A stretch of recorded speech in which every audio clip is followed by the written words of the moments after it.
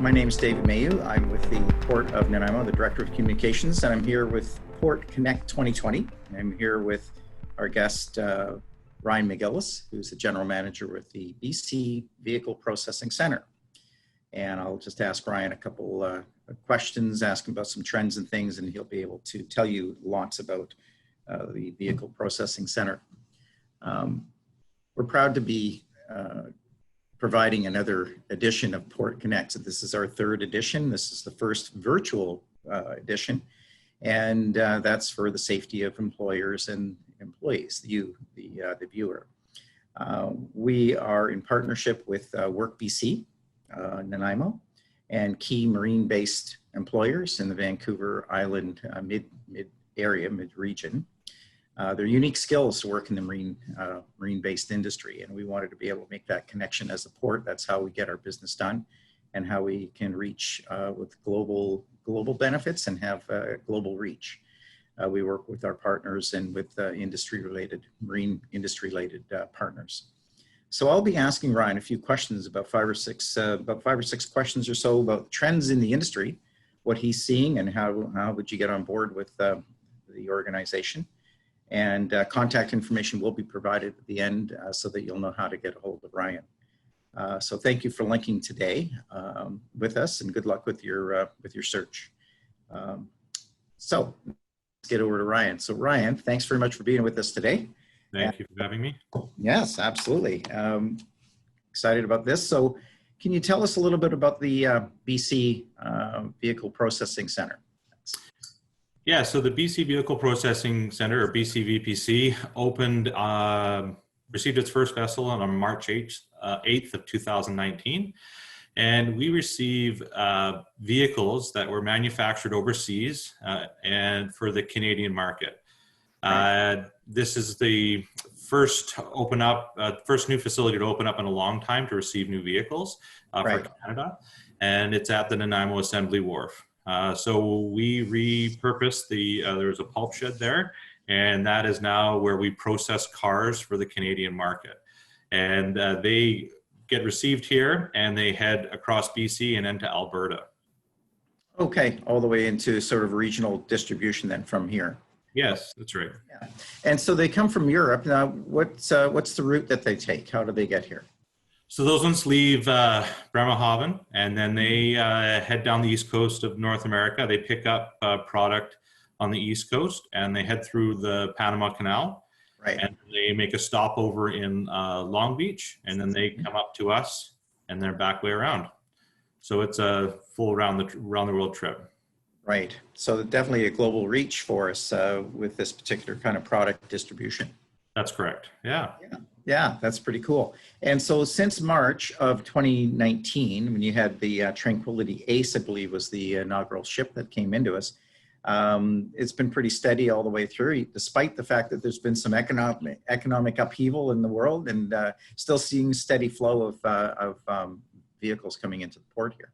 That's correct. You know, there was a time there when everybody was going through the global shutdown. So that did have a slight interruption with the factories and the supply chains at the factory.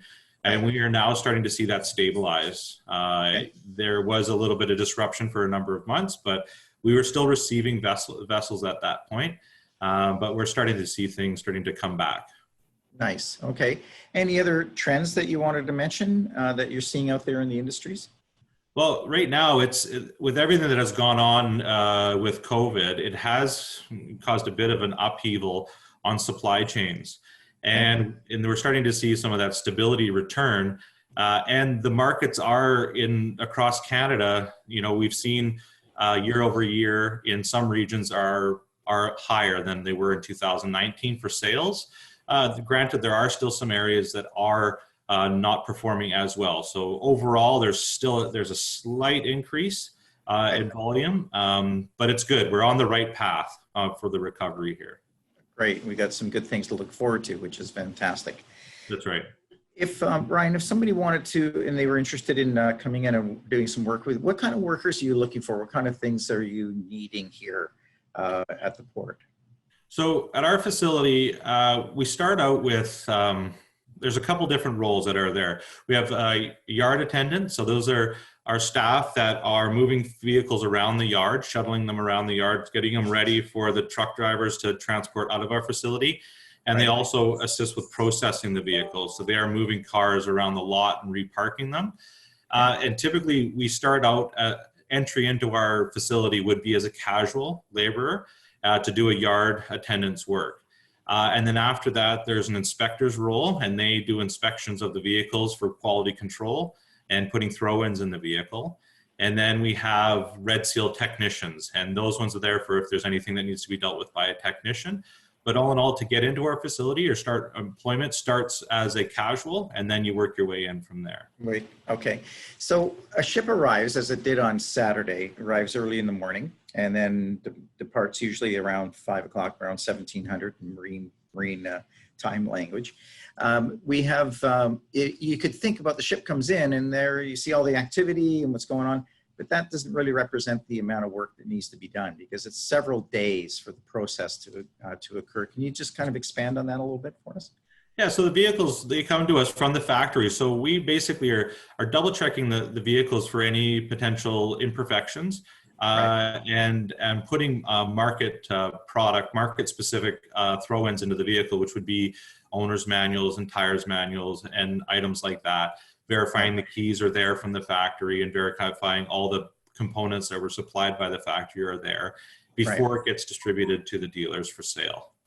Right. And that step, it does take a bit of time to process those because each vehicle has to have a full check over and a wash as it goes through our facility, and double checking the work multiple times before it's actually released to the truck drivers, and then those get trucked off the island. Okay, and so they truck that, they truck over to the mainland, as you said, or throughout Vancouver Island. Yeah. When they go, we call that short sea shipping, when it goes onto the ferry and heads over to for distribution and throughout BC, as well as you were saying, through Alberta, which is interesting. Correct. Yeah. So that pretty much describes the activity and the length of time it takes. Is there anything else that you wanted to say as an insight? A lot of people don't know about what's going on that you might want to be able to share, or you could share. It's actually pretty straightforward. The big thing is for us is we are making sure that the consumer gets the highest quality product every time. So that if there's anything that may need to be addressed, we're addressing it for the manufacturer. And make sure they always get the best quality. That we're dealing with Mercedes-Benz, and it doesn't matter what the product is. We're just sort of the last line of defense. Okay. And this is a secure area. The holding area that it's in is a secured, fenced-off area. Can you just talk about that for a split sec?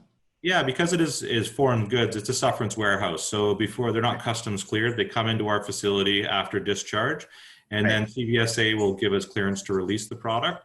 And that's when we can start our processing. And also it is a secure facility for Transport Canada because we are accessing a vessel. And foreign goods are coming in.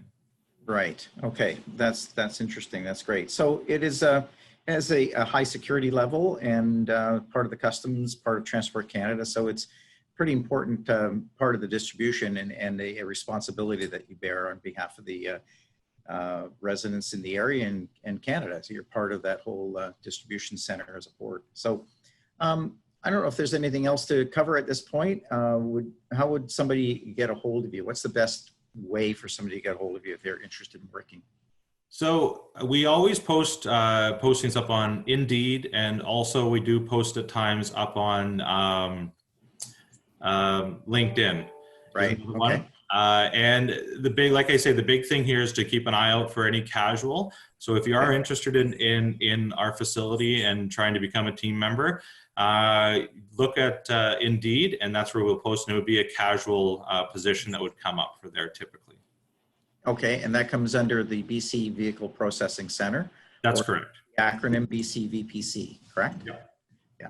Okay, that's good, and we'll have that posted on the screen. So I think that pretty much wraps it up. Unless there's anything else you wanted to say, Ryan, is that pretty much it? That's pretty much it. That's us in a nutshell. Okay, that's great. And I can vouch for us as neighbors. When I come into work, I go past the yard. We run into Ryan. Good crew, really great crew of people to work with. from our perspective, so we can imagine that's always an important consideration and when you're looking at your employment. So I can vouch for that. So, and I wanted to thank Ryan. Thanks very much for being with us today.